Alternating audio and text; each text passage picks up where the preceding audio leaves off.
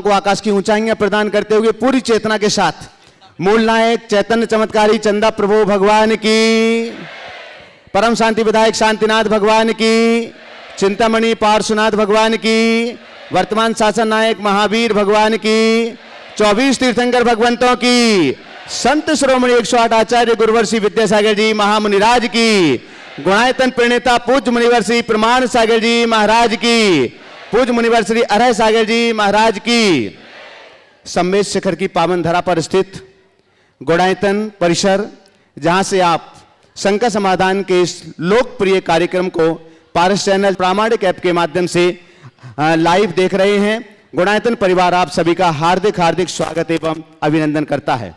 बंधुओं, देश और दुनिया में सभी लोग अपने घरों पर भी टीवी सेट के सामने बैठकर के इस कार्यक्रम को देख रहे होंगे। आप सबके लिए भी मंगल आशीष मिले और आपके माध्यम से उन सभी के लिए भी मंगल आशीष मिले। तो पहले दोनों हाथों को जोड़िएगा, महाराज श्री के पावन चरणों में हम त्रिवार नमोस्तु करते हैं, मंगल आशीष लेते हैं। हे महाराज श्री, नमोस्तु नमोस्तु नमोस्तु। आइएगा बंधुओं, गुणायतन परिवार से जुड़ने वाले अनेक उदारमना दानदाताओं के नामों की घोषणा हम प्रतिदिन यहाँ पर करते हैं। आज भी अनेक उदारमना दानदाता गुणायतन परिवार से जुड़ रहे हैं। हम उनके नामों की घोषणा यहाँ पर कर रहे हैं। आप करतल ध्वनि से उनका सम्मान करते जाएंगे। पहले जिन्होंने गुणायतन के लिए स्वर्ण दान दिया हुआ है, उनके नामों की घोषणा हम यहाँ पर कर रहे हैं। श्रीमती नीरा जैन, वाइपाप रविंद्र कुमार जैन, दिल्ली 6, जिन्होंने लगभग 4.5 ग्राम की सोने की एक अंगूठी दी है। जोरदार करतल ध्वनि से उनका सम्मान करें। अंचल जैन, कोलकाता, जिन्होंने गुणायतन के लिए अपने स्वर्ण और चांदी दान दी है। आकाश जैन, कोलकाता, उन्होंने भी स्वर्ण और चांदी दान दी है। कुंज प्रभाजी जैन, खजुराहो, जिन्होंने एक सोने की अंगूठी दी। आप लगातार करतल ध्वनि बजाते जाएं, क्योंकि नाम ज्यादा है इसलिए आज हम समय को बीच में खर्च नहीं कर रहे हैं। श्रीमती रेखा जैन, धर्मपत्नी श्री प्रदीप जी जैन, अलवर, जिन्होंने सोने की अंगूठी प्रदान की है। मणि जैन, बाईपाप रविंद्र जैन, नारनौल, जिन्होंने सोने की अंगूठी दी है। श्री लता जैन, संकल्प जैन, शिखा जैन, दीप्ति आरती राखी जैन, गुड़गांव, जिन्होंने सोने की अंगूठी और चैन लगभग 14.57 ग्राम जिन्होंने दिए। एक बार जोरदार करतल ध्वनि से सभी का सम्मान करें। और बंधु, आज निर्माण निधि से गुणायतन के परिवार में सम्मिलित हो रहे हैं श्री राजेंद्र कुमार जी जैन, श्रीमती सरोज देवी जैन, आगरा उत्तर प्रदेश से। ताली बजाते रहें लगातार। श्री अनंत जैन, टेक्सास से। श्रीमती रुक्मणी देवी नेमीचंद जी जैन, अक्षत जैन, ग्वालियर मध्य प्रदेश से। श्री महेंद्र कुमार जैन, श्रीमती मनोरमा जैन, अतिशय जैन, गैरतगंज मध्य प्रदेश से। श्री सुनील जैन, श्रीमती विनीता जैन, पठारी से। एक बार जोरदार करतल ध्वनि से सभी का सम्मान करें। अब मैं इस मंच पर आमंत्रित कर रहा हूं जो आज गुणायतन में संस्थापक सदस्य ट्रस्टी के रूप में जुड़ रहे हैं। अगर यहां पर उपस्थित हैं तो मंच तक पहुंचेंगे।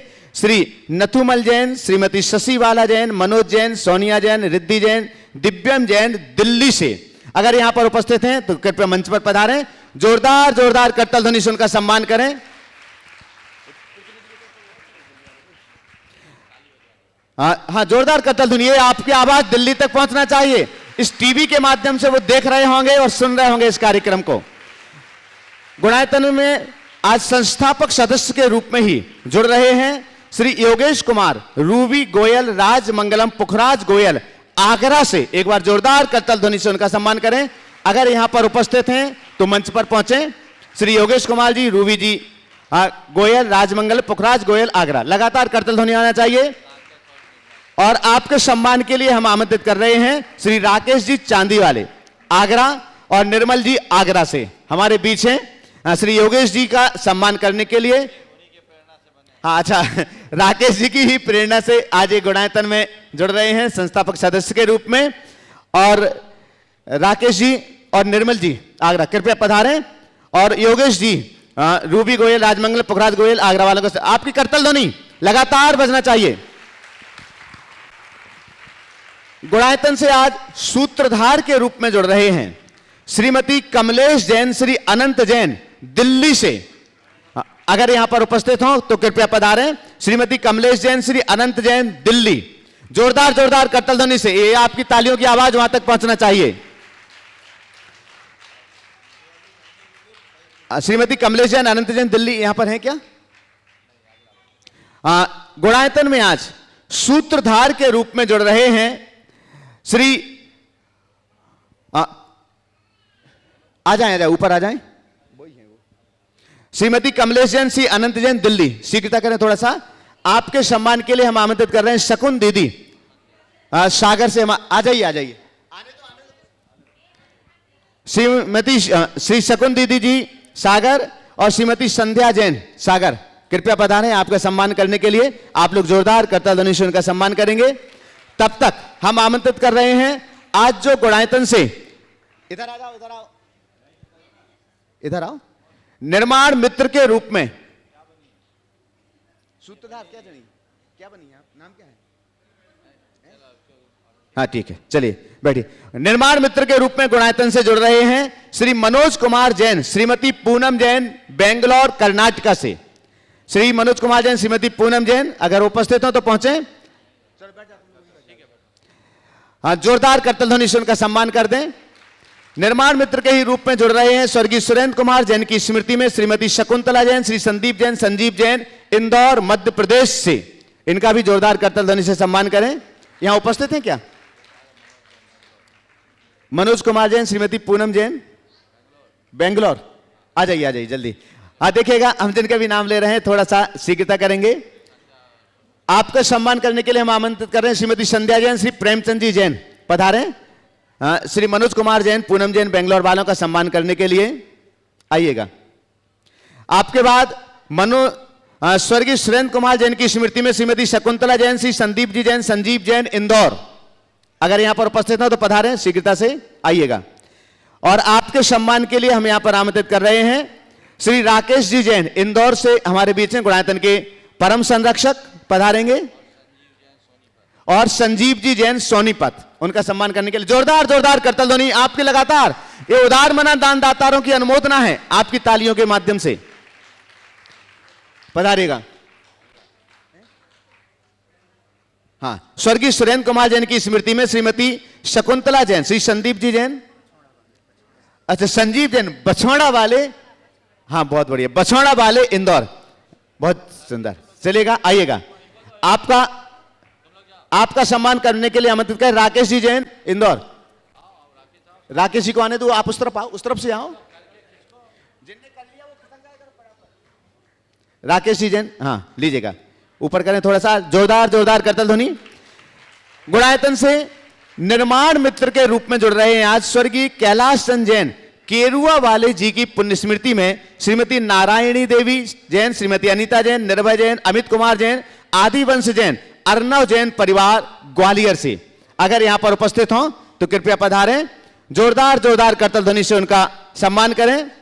गुणायतन परिवार में आज निर्माण मित्र के ही रूप में जुड़ रहे हैं वायु सुरभि वेदांत डांडनिया सहन होजे यूएसए से। ये गुणायतन के कार्याध्यक्ष श्री एनसी जैन साहब जो दिल्ली वाले हैं, उनके भाई हैं, आज जो गुणायतन से निर्माण मित्र के रूप में जुड़ रहे हैं। आपका सम्मान करने के लिए राज प्रियल जी पहाड़िया, गुवाहाटी आसाम से हमारे बीच हैं, गुणायतन के ट्रस्टी, कृपया पधारें उनका सम्मान करने के लिए। राजेश दोषी, जी साथ में आपकी क्या? अच्छा आप ही हैं, ठीक ठीक है, आपकी तरफ से जोरदार जोरदार करताल ध्वनि से उनका सम्मान करिएगा। और आइएगा बंधुओं, आज के प्रथम प्रश्न की शुरुआत हम इन्हीं से करते हैं। राजेश जी दोषी चलकर जी पहला प्रश्न आज का करेंगे। महाराज जी के चरणों में त्रिवार नमोस्तु नमोस्तु नमोस्तु। महाराज जी, कई दफ़े हमको सब कुछ मालूम होता है कि इस तरह के करने से, कर्म कोई भी करने से इस तरह से पाप होता है, वो तो हम उसमें सतर्क भी रहते हैं और प्रायश्चित भी कर लेते हैं। उसके बाद भी किस कर्म के उदय से, किस वजह से वापस वही चीज़ हमारे जीवन में उदय में आ जाती है और हम पश्चाताप भी कर लेते हैं। तो उसका हमको कहाँ तक, किस तरह से क्या करना चाहिए? ये हमारे संस्कार है, संस्कार की वजह से चीज़ें बार बार आती है और जो चीज़ें बार बार दिमाग में हावी होती है उन्हें हमें नज़रअंदाज करना चाहिए और अपने चित्त को सकारात्मक दिशा में लगाने का पुरुषार्थ करना चाहिए। धीरे धीरे चीज़ें ठीक हो जाएगी। नमस्ते महाराज, नमस्ते। आगे प्रश्न के लिए तैयार रहेंगे राज पहाड़िया, गुवाहाटी आसाम से। एक और निर्माण निधि के रूप में गुणायतन से जुड़ रहे हैं, पाठशाला शिक्षिका हैं जो कोल्हापुर से आई हुई हैं, वीर महिला मंडल मध्यवर्ती समिति के चेयरमैन, उनकी तरफ से उनकी मां कमल महावीर पाटिल के नाम से गुणायतन से जुड़ रही हैं निर्माण निधि के रूप में। एक बार जोरदार करताल ध्वनि से उनका भी हम सम्मान करें। आगे तैयार रहेंगे डॉक्टर KL जैन टीकमगढ़ से। नमोस्तु गुरुदेव, मेरे और मेरी परिवार की तरफ से नमोस्तु। गुरुदेव, आज मेरा पुत्र 2 वर्ष का हुआ और उसको जन्मदिन मनाने का मौका आपके सानिध्य में मिला। मैं प्रथम वर्ष भी चाहता था कि आपके सानिध्य में मिले, पर किसी कारणवश कोरोना की वजह से मैं नहीं आ पाया। तो आपके मंगल आशीर्वाद के कारण मैं आज उसका जन्मदिन यहाँ मना पाया हूँ। हमारा जन्म दिवस तो कभी इस तरीके से नहीं मनाया गया। हमें कभी मतलब पहला वर्ष या दूसरा वर्ष में शिखर जी आने का मौका नहीं मिला। निश्चय उसका कुछ पुण्य का उदय है कि समेत शिखर जी और आपके सानिध्य में उसको जन्म दिवस मनाने का मौका मिला। तो गुरुदेव, कैसे मैं आगे चल के भी इसको सार्थक कर सकूं? बहुत अच्छा भाव प्रकट किया है और ये बहुत कैसे आदर्श जन्मदिन मना सकूं? बहुत अच्छा, और ये प्रयास लोगों को करना चाहिए। पिछले वर्ष इन्होंने ऑनलाइन किया था और इस बार फिर अपने बच्चे को लेकर आया। मैं तो कहता हूँ इस तरह हर साल बच्चे को लाते रहोगे ना, तो बड़ा होने के बाद बच्चे को कुछ कहने की ज़रूरत नहीं पड़ेगी। बहुत बहुत आशीर्वाद, धन्यवाद। और डॉक्टर KL जैन टीकमगढ़ से हमारे बीच है। एक बार जोरदार करताल देने से उनका सम्मान करें। भी अपना प्रश्न रखें, उसके पहले उनके सम्मान के लिए मैं आमंत्रित कर रहा हूं श्री सुभाष जी जैन, CEO गुणायतन, कृपया पधारें और उनका सम्मान करेंगे। देखिएगा, थोड़ा सा आगे आ जाएं डॉक्टर साहब। आपका व्यक्तित्व एक अनोखा व्यक्तित्व है। उन्होंने पूज्यवर मुनि श्री प्रमाण सागर जी महाराज जी के जीवन पर प्रथम PhD कराने का सौभाग्य प्राप्त किया। एक बार जोरदार करताल ध्वनि से उनका सम्मान करें। और गुणायतन परिवार की ओर से सुभाष जी CEO उनका सम्मान यहां पर कर रहे हैं। वे अपना प्रश्न यहां पर रखेंगे। ठीक, हाँ माइक दें। इसके बाद हम आमंत्रित करेंगे यहां पर doctor Nirmal ji Jain, member road safety council, Bharat सरकार। हम बहुत सम्मान से उनके लिए यहां पर आमंत्रित कर रहे हैं।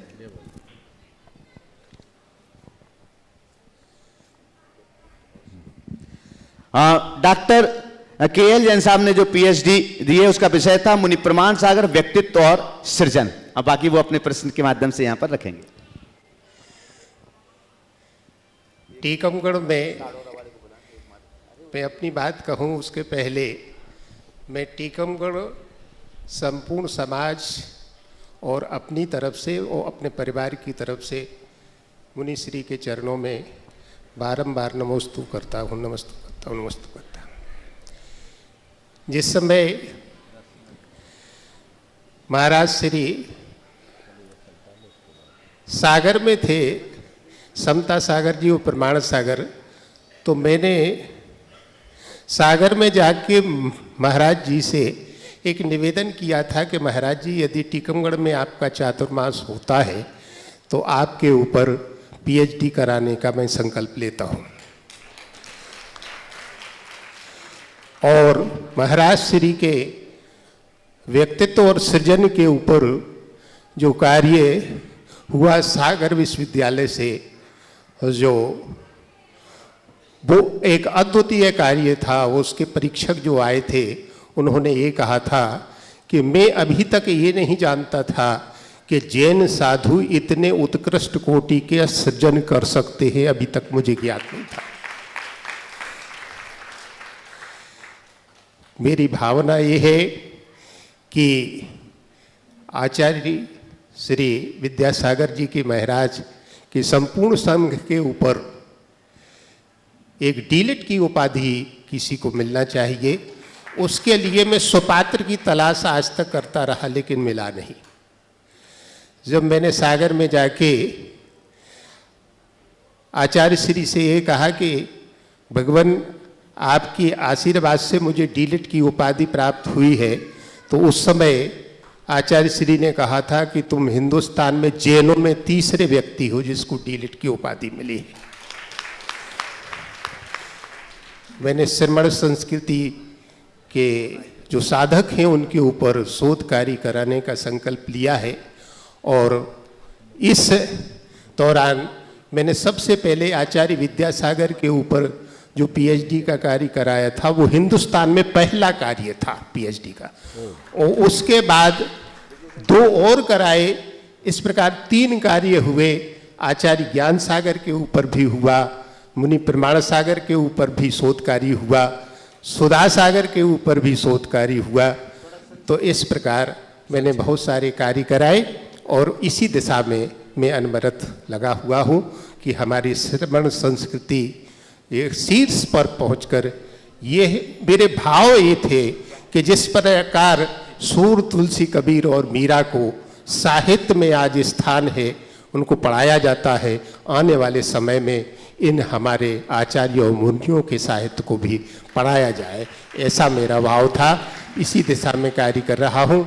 और जब मैं सवाल अब मेरा एक बहुत छोटा सा सवाल है कि महाराज जी, जीवन में वे कौन, मानव के जीवन में वे कौन से उदात्त तत्व हैं जिन तत्वों के माध्यम से व्यक्ति उत्कर्ष को प्राप्त करता है, और वे तत्व न हो तो वो मानव कहलाने का भी हकदार नहीं है। देखिए, पहले तो मैं चाहूँगा एक बार डॉक्टर साहब का जोरदार करतल ध्वनि से स्वागत करें। इन्होंने जैन धर्म के शोध और विकास के लिए बहुत काम किया है। इनके निर्देशन में मेरे ख्याल से 15 से ज़्यादा 30 PhD इनने कराई है।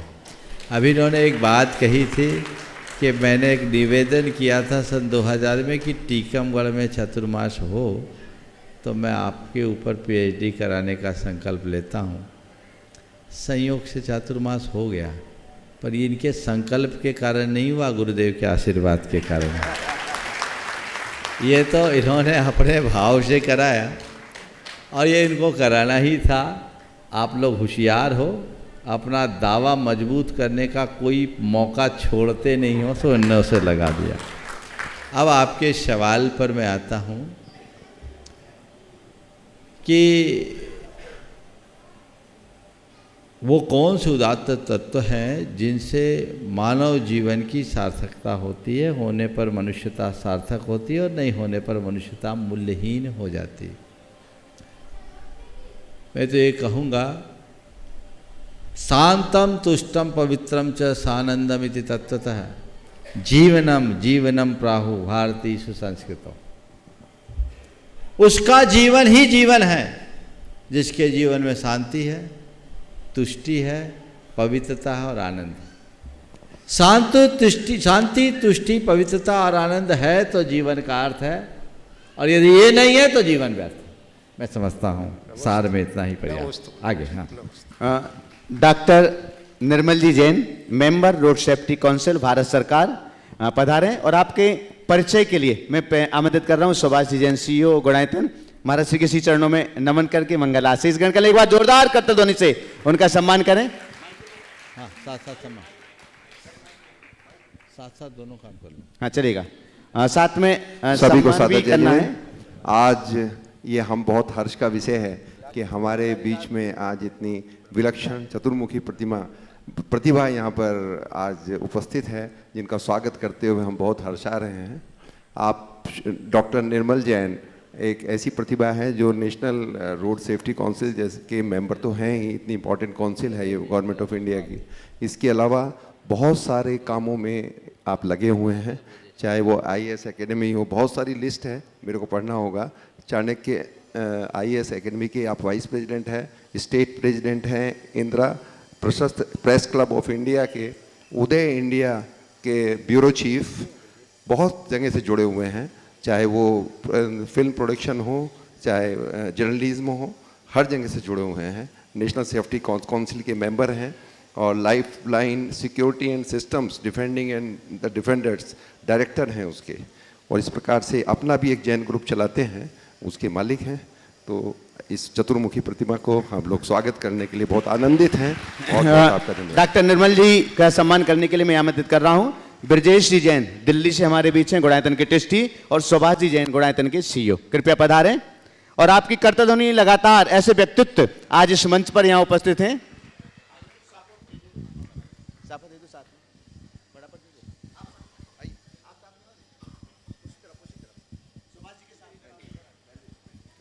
निर्मल जी को बीच में ले लो फटाफट, समय को बचाएं थोड़ा सा।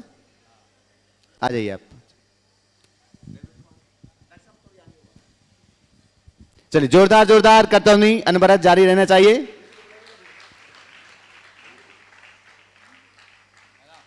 बंधुओं,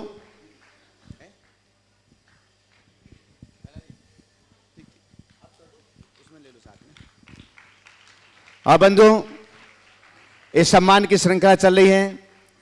ऐसे व्यक्तित्व जो भारत सरकार से जुड़े हुए हैं और अनेक अनेक योगदान उनके हैं, मैं उन्हें आमंत्रित करूंगा डॉक्टर साहब को।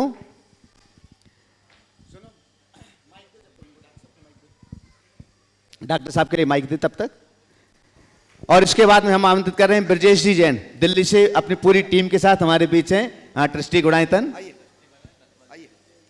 और आज नथमल जी जो दिल्ली से हैं, ट्रस्टी आज बने हुए हैं, हम उन्हें आमंत्रित करते हैं ब्रजेश जी का सम्मान करने के लिए। नथमल जी जो आज दिल्ली से ही हैं, आज ही ट्रस्टी बने हैं, पधारे हैं, ब्रजेश जी का सम्मान करें। डॉक्टर साहब अपनी बात रखें। मैं सर्वप्रथम तो आचार्य श्री के चरणों में अपना शत वंदन करता हूँ, प्रणाम करता हूँ। और मंचासीन जो भी मेरे से बड़े गुरुजन हैं उनको मैं प्रणाम करता हूँ, सादर जय जिनेंद्र बोलता हूँ। और कल परसों मैं कोई एक सरकारी मीटिंग के तहत रांची आया था, तो मोक्ष सप्तमी दिन जी मुझे लड्डू चढ़ाने का सौभाग्य हुआ। ऊपर अनायास महाराज श्री से मेरा नीचे आगमन हुआ, तो महाराज ने मुझे बहुत ही स्नेहपूर्वक और इतने, मैं तो देखिए राजनीति सामाजिक सब करता हूँ, आदमी की आंख से उसके बोलने के प्रयास से समझ जाता हूँ।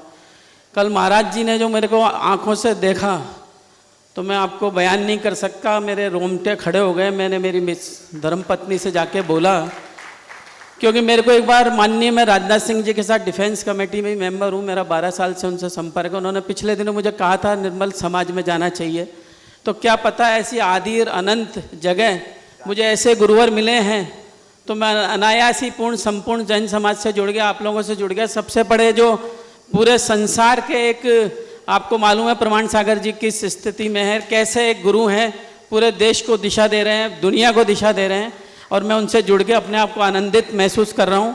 गुरुदेव के चरणों में पुनः प्रणाम करता हूँ। आमंत्रित कर रहा हूँ ब्रजेश जी जैन दिल्ली, कृपया पधारें। और आपके सम्मान के लिए दिल्ली से ही मैं आमंत्रित कर रहा हूँ आज जो गुणायतन से जुड़े हुए हैं, आगे आ जाएं। उनको सभी को बुला लें साथ में। नथमल जी साहब दिल्ली से पधारिएगा सम्मान करने के लिए।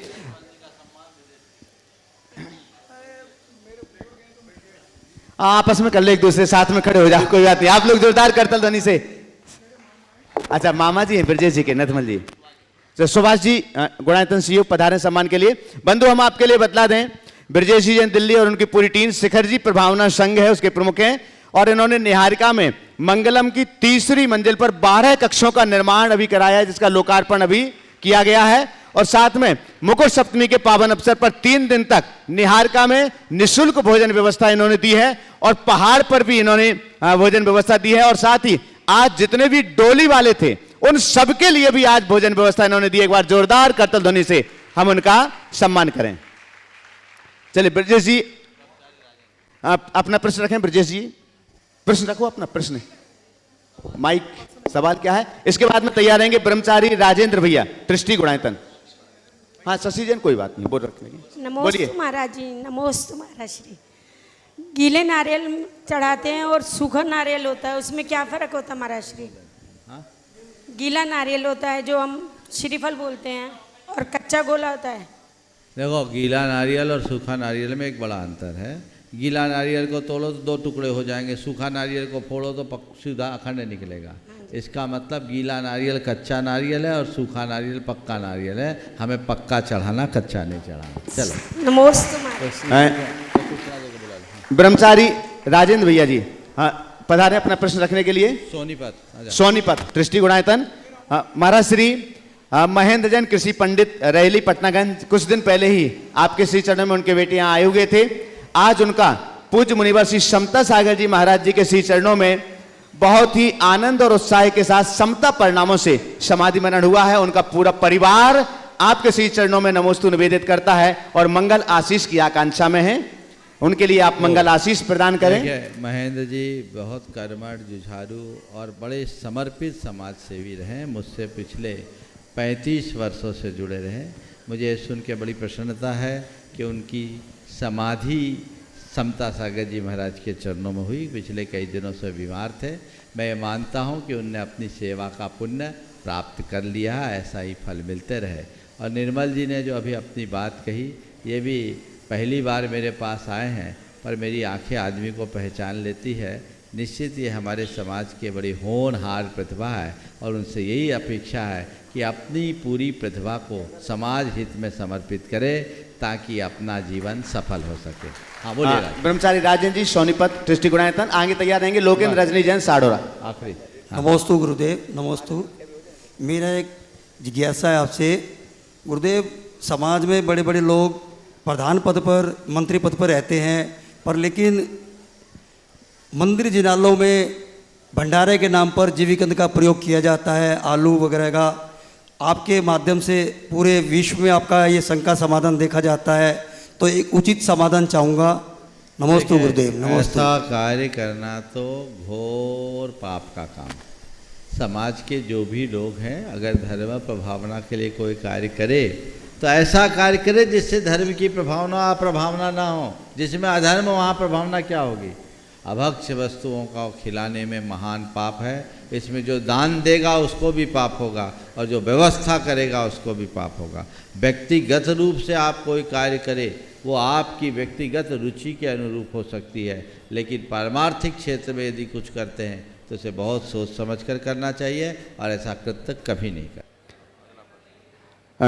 अगले प्रश्न के लिए राकेश रजनी गोदा इंदौर गुणायतन के परम संरक्षक आगे तैयार रहेंगे। संध्या जयंत दोषी महसवद कोल्हापुर। बोलिए आप। प्रातः स्मरण गुरुदेव के चरणों में बारंबार नमन। समस्त गोदा परिवार की तरफ से बारंबार नमन। महाराज श्री, एक जनरल बात सबकी तरफ से है, एक क्वेश्चन मेरा है। एक जनरल बात सबकी तरफ से, एक क्वेश्चन मेरा है। दोनों बहुत जरूरी हैं। सबकी तरफ से है।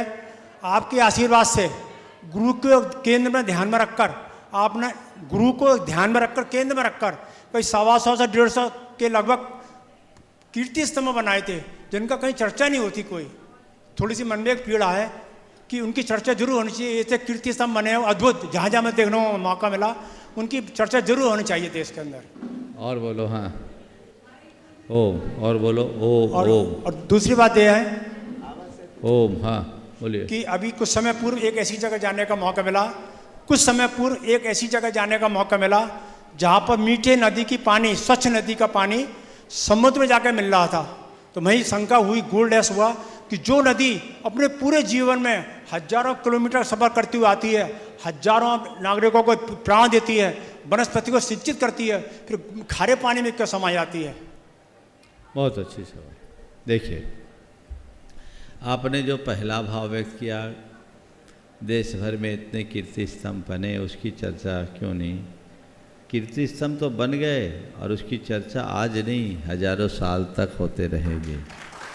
जनमानस में नहीं होती। आम जनता को पता है, गुणायतन और श्री सेवायतन परिवार के द्वारा लगभग 140 कीर्ति स्तंभ बने हैं और एक से एक बने हैं, और आपके जाकर के अन्य लोगों ने भी बनाए हैं। ये आचार्य गुरुदेव के संयम स्वर्ण महोत्सव के अवसर पर पूरे विश्व में, पूरे देश में उनकी कीर्ति और जिन शासन की कीर्ति को दिग दिगंत तक फहराएगी। समय पर चर्चा होती है, इन चर्चाओं की बार बार पुनरावृत्ति आवश्यक और अपेक्षित नहीं है। आपने जो दूसरा सवाल किया, क्या पूछा? वो नदी। सारे जीवन भर लोगों की प्यास बुझाने वाली नदी अंत में खारे पानी में क्यों मिल जाती है? मैं इसका एक आध्यात्मिक अर्थ देखता हूँ। नदियों में मिठास होती है और नदियाँ जीवन भर बांटती है, रखती नहीं, इसलिए उसमें मिठास होती। अंत में वो समुद्र में जाती है क्योंकि समुद्र में केवल संग्रह है, वो बांटता नहीं, वो खारा हो जाता है। तो मैं आपसे कहूँगा, जीवन में जब तक वितरण है तब तक मिठास है, इसलिए जब तक तुम्हारे पास समय, शक्ति और संसाधन है, बांटते रहो, अंत में खारा होना ही है। जितना बांट सको बांटो, अन्यथा सब खारा होगा, और खारा हो या न हो, राख तो होगा ही होगा। बहुत सुंदर। न मेरा एक होगा न तेरा लाख होगा, मेरा विराख होगा तेरा विराख होगा, सारा जमाना ये एक खाक होगा। इसलिए खारा होना ही है, इससे पहले कुछ खरा कर लो, बांटो, जितना बांटोगे उतना अच्छा। नमोस्तु गुरुदेव, नमोस्तु। हाँ, संध्या जयंत दोषी, मेहसवद कोल्हापुर से। नहीं, आगे जल्दी से ऊपर आ जाएं। आपके बाद तैयार रहेंगे संगीता गांधी, बैराग कोल्हापुर। जल्दी से पधारे थोड़ा सा।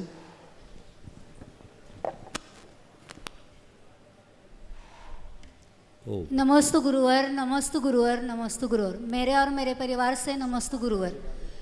पिछली बार मार्च में मैं आई थी, तब भी आपने मेरे समस्या का निवारण किया था। मेरे पति कोरोना के वजह से चले गए और मैं आपके समाधान किए हुए समाधान के पथ पर चल रही हूँ। हमारा मंदिर में स्वाध्याय चलता है और वीर सेवा दल की तरफ से मैं 15 साल से गांव में पाठशाला चलाती हूँ।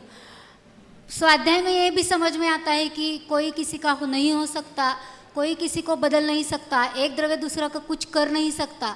फिर भी मेरे से ऐसा होता है कि मेरे जैसे संस्कार घर में आए या मेरे जैसे चले, इससे राग और द्वेष थोड़ा बहुत होता है, तो इसका समाधान कीजिए। देखिए, बहुत पहले तो मैं आशीर्वाद दूंगा कि पति के वियोग को सहने के बाद भी आपने अपने मन को स्थिर किया और ऐसे ही स्थिर बनाए रखे।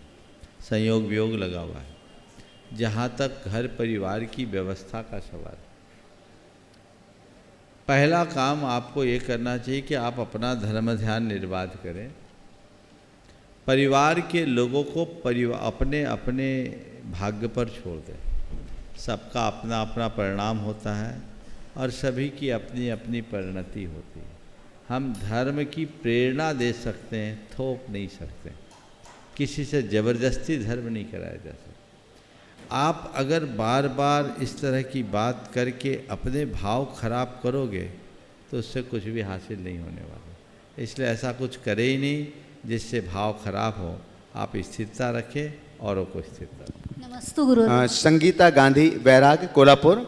बंधु, हम आपके लिए बतला दें, ये सभी शिक्षिकाएं और शिक्षक वीर सेवा दल के आज लगभग 175 शिक्षक और शिक्षिकाएं यहाँ सम्मेद शेखर जी में आए हुए हैं, जो यहाँ इस कार्यक्रम में भी हैं। आगे तैयार रहेंगे अंगूरी जैन, छतरपुर। नमस्तु नमस्तु नमस्तु गुरुवर।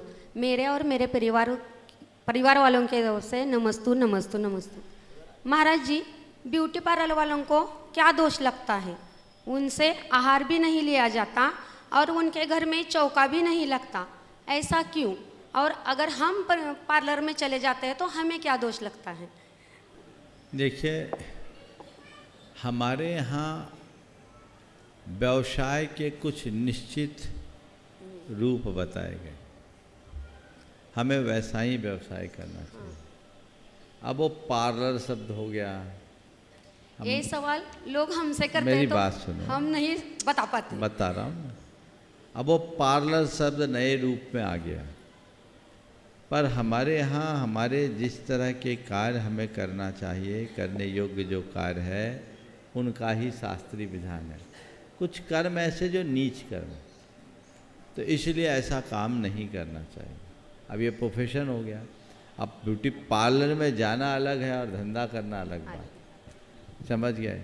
आप कपड़े किसी से धुलवाए अलग बात है, और खुद लोगों का कपड़ा धोए एक बात है क्या? दोनों में अंतर है। इसलिए इन सब चीज़ों को उसी संदर्भ में देखना चाहिए। नमस्ते। अंगूरी जैन, छतरपुर। आगे तैयार रहेंगे लब्धि सेठी, हजारीबाग।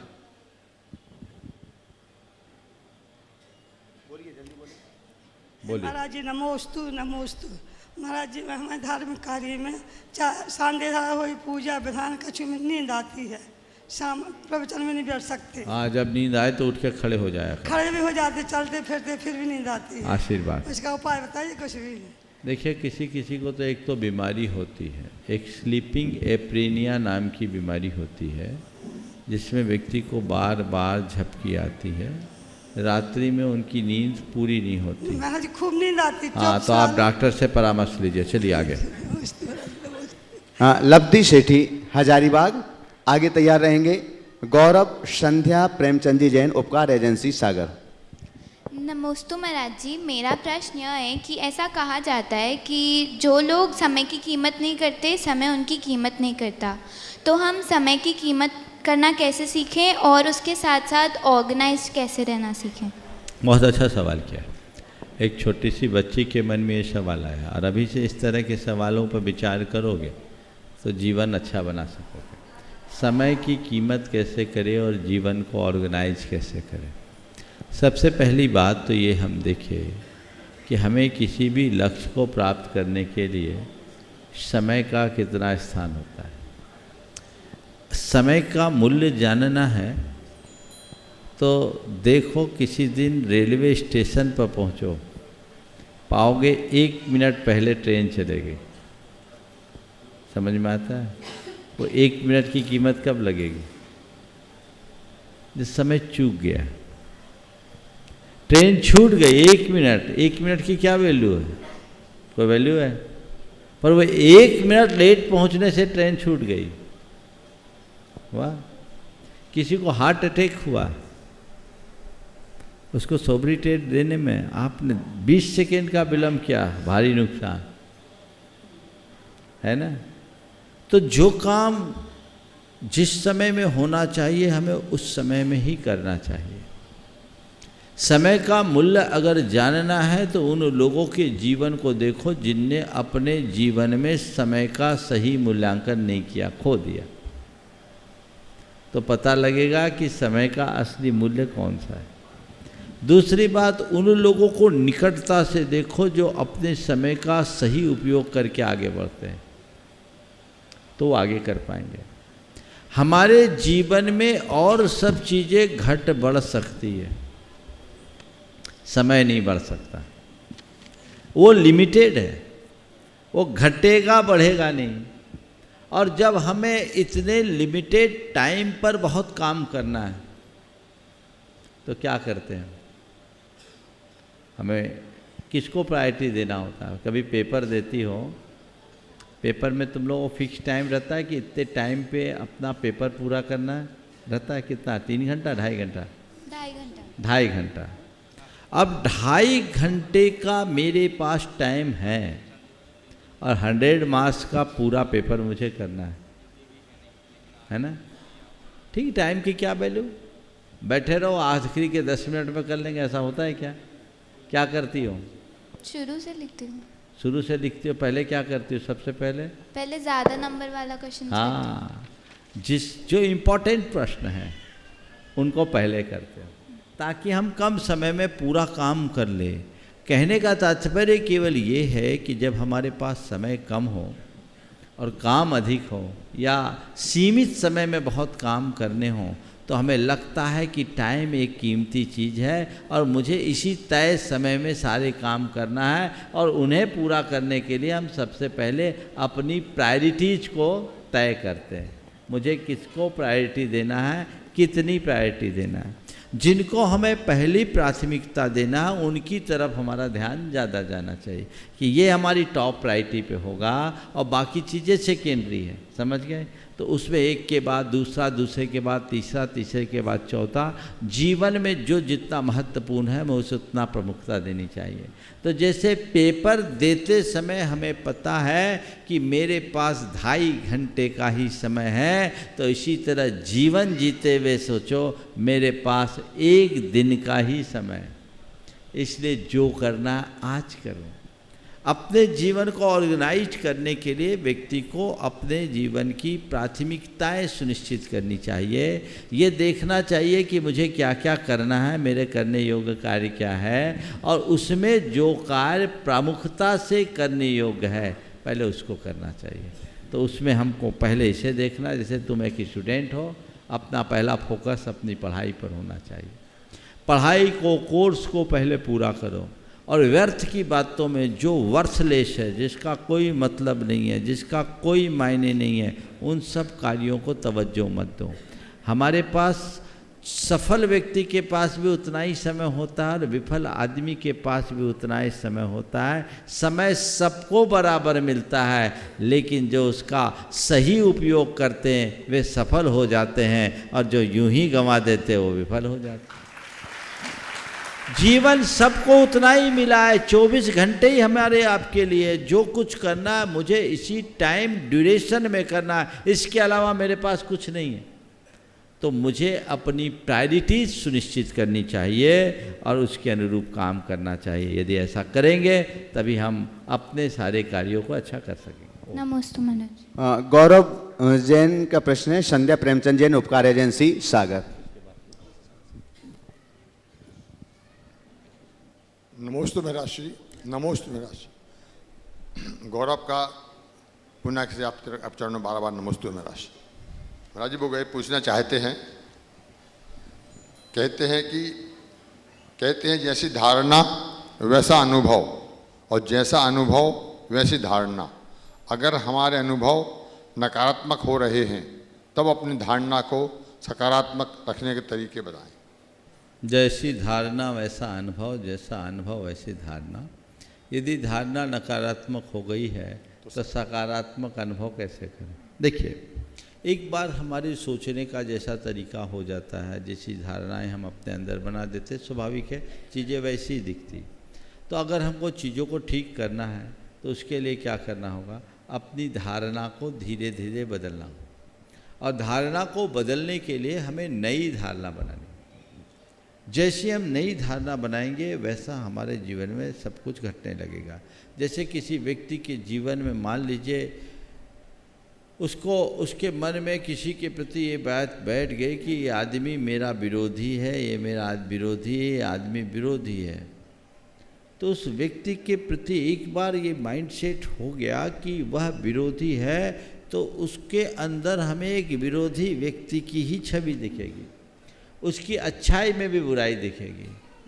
लेकिन यदि हम उस धारणा को बदलना चाहते हैं तो हमें पहला काम ये करना होगा कि हम उसकी अच्छाइयों को देखना शुरू करें और अपनी धारणा को बदलना शुरू करें। नहीं, इसमें ये अच्छाई है, इसमें ये अच्छाई है, इसमें ये अच्छाई है, इसमें ये अच्छाई है। अभी तक मेरी दृष्टि में बुराइयाँ आती थी क्योंकि मैंने उसे बुरा अपने दिमाग में बिठा रखा है, और जब मैं उसे पलट रहा हूँ तब मेरे अंदर उसके प्रति एक एक अच्छाइयाँ दिखना शुरू हुई। आज एक अच्छाई दिखेगी, कल दूसरी दिखेगी, परसों तीसरी दिखेगी। ऐसे कर कर के यदि एक एक अच्छाई मेरे अंदर दिखते रहे तो सब अच्छाइयाँ दिख सकती है और हम जीवन को अच्छा बना सकते हैं। दृष्टिकोण बनाने के लिए भावना योग भी इसमें बहुत मददगार बन सकता है। नमस्ते महाराज। हाँ, बंधुओं के जैसे हम सभी के लिए विदित हैं, कल पार्श्वनाथ भगवान की पावन निर्वाण कल्याणक की मंगलमयी बेला में ब्रह्मचारी उमंग सागर भैया जी, जो लगभग 15 दिनों से संयम साधना में, संलेखना की साधना में लीन थे गुणायतन परिसर में ही, और कल उन्होंने अपने जीवन की अंतिम श्वास पूज्य महाराज श्री की मंगल चरण सन्निधि में महाराज श्री के मुखारबिंद से णमोकार मंत्र के स्वरों को सुनते हुए व्यतीत की, और साथ में आचार्य भगवान का भी मंगल आशीष उनके लिए प्राप्त हुआ। सभी लोग लगभग परिचित होंगे। सुनील जैन उनका नाम था। हजारीबाग से 18 जुलाई को वो गुणायतन पहुंचे थे, जब डॉक्टरों ने उन्हें मना कर दिया था कि आपका जीवन सिर्फ 5-6 दिनों का शेष रह गया है, और उन्होंने अपनी इच्छा व्यक्त की कि हम गुरु चरणों में ही पहुंचना चाहते हैं। 20 जुलाई को 2 प्रतिमा के व्रतों को उन्होंने अंगीकार किया और संपूर्ण घर परिवार परिग्रह का सब कुछ त्याग कर दिया, और मात्र लौकी का रस और जल पर वो आधारित थे। 31 जुलाई से वे मात्र एक बार 24 घंटे में एक बार मात्र जल ग्रहण कर रहे थे, और इस प्रकार से सतत साधना करते हुए 4 अगस्त को अर्थात कल 3:52 पर उन्होंने नमोकार मंत्र को सुनते हुए अपने जीवन की अंतिम श्वास ली। बंधुओं, बहुत ही पुण्यशाली वह जीव था। प्रातः काल की बेला में कल निर्वाण दिवस पर उन्होंने अभिषेक किया, निर्वाण लाडू समर्पित किया मंदिर जी में पहुंच करके अपने हाथों से, और 15 दिन की अल्प संयम साधना में वो सब कुछ गुरु कृपा आशीष को उन्होंने पा लिया जो बड़े बड़े साधक अनेक दिनों की साधना में प्राप्त नहीं कर पाते हैं। ऐसे साधक के प्रति हम अपने श्रद्धा पुष्प समर्पित करते हैं और आमंत्रित करते हैं। पंडित सिद्धार्थ जी सतना से हमारे बीच हैं, जिन्होंने अभी तक अपने जीवन काल में लगभग 82 समाधियां करवाई हैं। उसका अनुभव जिनके पास में है, आपकी जोरदार करतल ध्वनि के बीच हम उन्हें यहां पर आमंत्रित करते हैं। पंडित सिद्धार्थ जी सतना। गुणायतन की पहली समाधि गुणायतन की जो 100% नंबर से पास हुई, एक भी नंबर नहीं कटा। आखिरी होश के साथ गुरुदेव और बड़े गुरुदेव दोनों के आशीष के साथ दोनों महाराज जी यहाँ पर उपलब्ध, भैया जी उपलब्ध, और आचार्य श्री का परम आशीर्वाद निरंतर उनके साथ आया। बंधुओं, ऐसा मजबूत छपक जिसके शरीर में कुछ बचा नहीं। आपको ये सुनकर हैरत होगी कि शरीर में से टेस्ट के लिए खून भी नहीं मिल रहा, और वो भी बीपी, श्वास और ऑक्सीजन और पल्स को बिल्कुल नॉर्मल व्यक्ति जैसा जी रहा है। अद्भुत है, अचंभा है। एक आईसीयू में जाने की अपेक्षा चाहते तो वो हॉस्पिटल की भी आईसीयू में जा सकते थे, लेकिन नहीं, उन्होंने गुरुदेव की आईसीयू में आकर यहाँ पर समर्पण किया। आप दोनों आईसीयू का जब भी तुलना करेंगे तब सोचेंगे वहां पर भी कोई इन्फेक्शन ना फैले, यहां पर भी कोई इन्फेक्शन ना फैले। यहां पर भी परिचारक, कौन से परिचारक? वो परिचारक जैसे वहां पर शिक्षित और प्रशिक्षित होते हैं, ऐसे यहां पर सारे भैया जी आपके सामने बैठे हैं। मैं सब भैया जी को भी बुलाना चाहूंगा साथ में यहां पर आए। हमारे गुरु जी ने हमें यहां बुलाया और हमारे परिचारकों के साथ में, आइए भैया सब आ जाओ।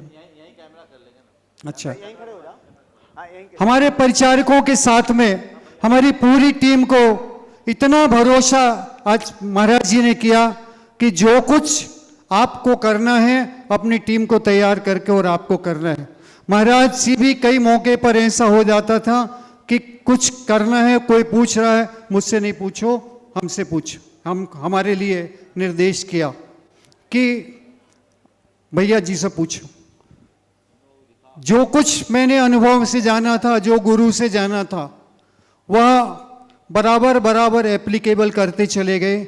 और गुरु के वचन में तो वचन सिद्धि है, गुरु के मुख से जो निकलता है वह निश्चित रूप से उसी अनुरूप होता है। महाराज जी, साहस उनके अंदर अगर आया है तो वो तो वास्तव में उनके शरीर में कुछ नहीं था, लेकिन जो प्रेरणा आपसे मिली 15 दिन, और आपकी प्रेरणा ही साहस के रूप में उनके अंदर भरी रही। शरीर तो अंदर से खोखला था पूरा।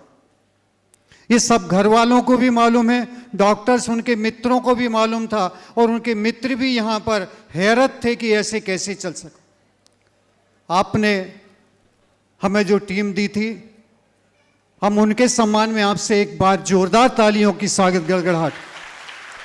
बंधुओं, घर के व्यक्ति जितनी बिना गिलानी के सेवा कर सकते हैं, उससे कई गुनी सेवा हमारे ब्रह्मचारी भैया लोगों ने की है। चाहे मलमूत्र से हो, चाहे और अन्य प्रकार की सेवाएं हो, हाथ पैर से लेकर।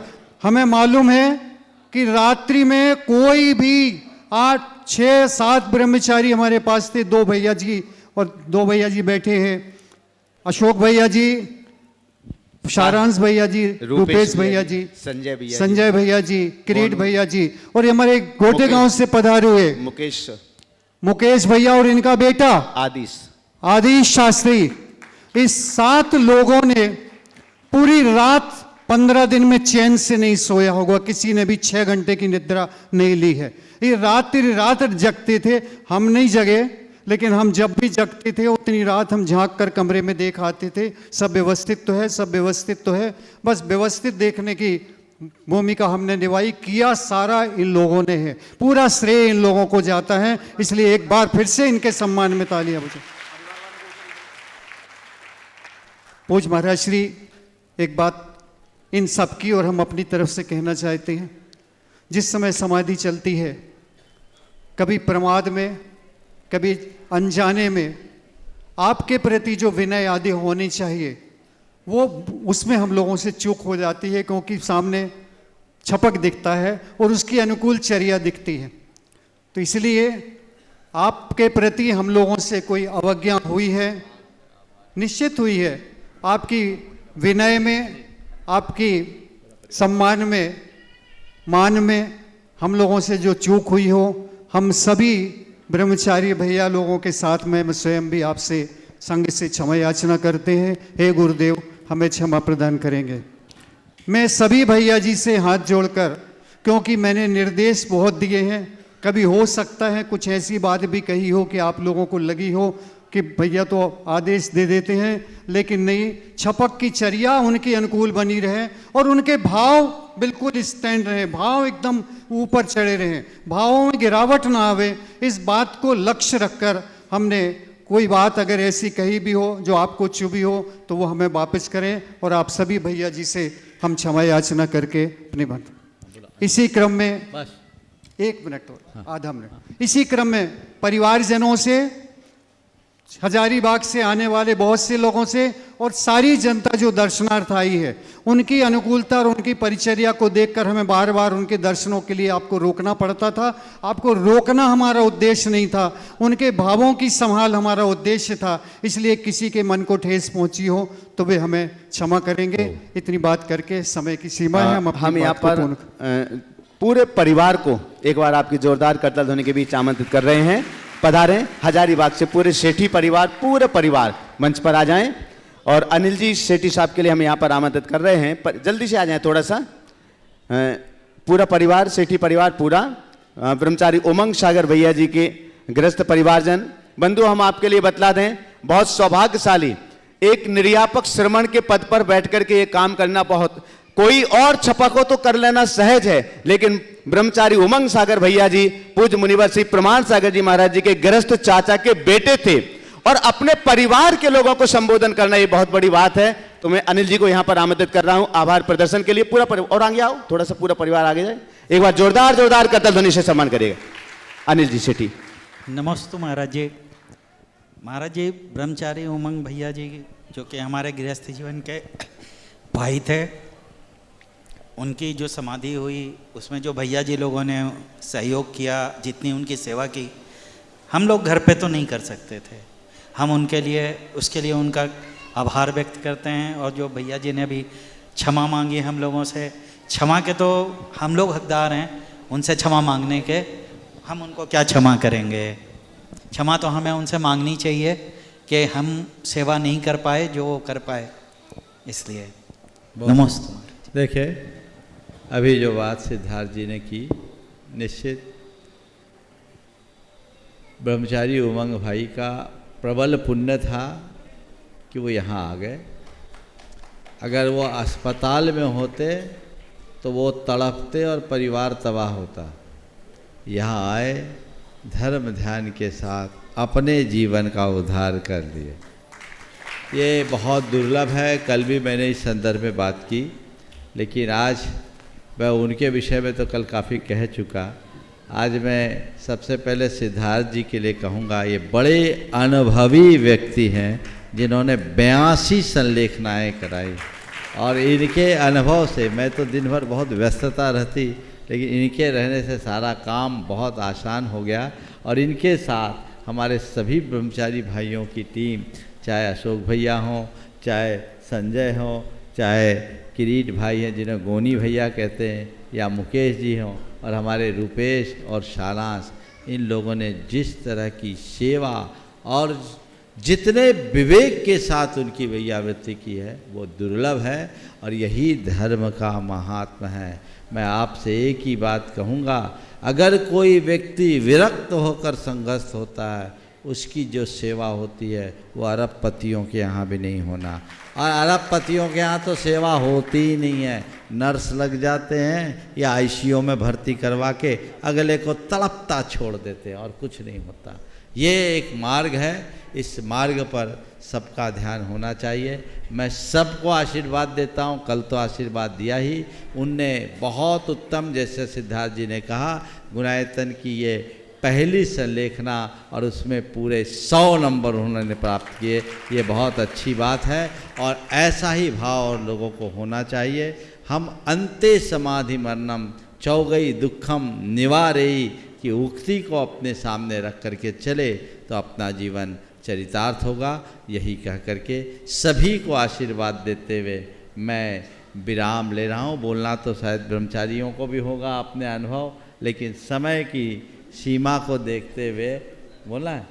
हाँ, समय की सीमा को देखते हुए, क्यों संजय बोलना है, समय की सीमा को देखते हुए उन सब के उद्गार अन कहे भी आप उनकी मुद्रा से देख सकते हैं। इनकी ये वैयावृत्ति, इनकी रत्नत्रय की वृद्धि का और बोधि समाधि की उपलब्धि का आधार बने, इस भाव के साथ मैं विराम ले रहा हूँ। बोलिए परम पूज आचार्य गुरुवर श्री विद्यासागर जी महाराज। जय जय जय। पूज्य मुनिवर श्री प्रमाण सागर जी महाराज की